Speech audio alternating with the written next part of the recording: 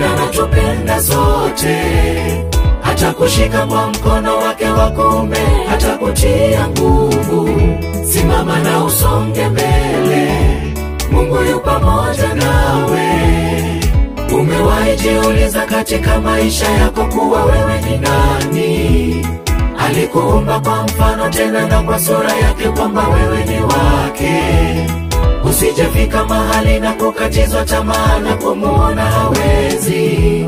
Mungu anakupenda wewe, tena anatupenda sote.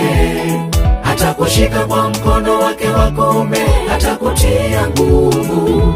Simama na usonge mbele, Mungu yu pamoja na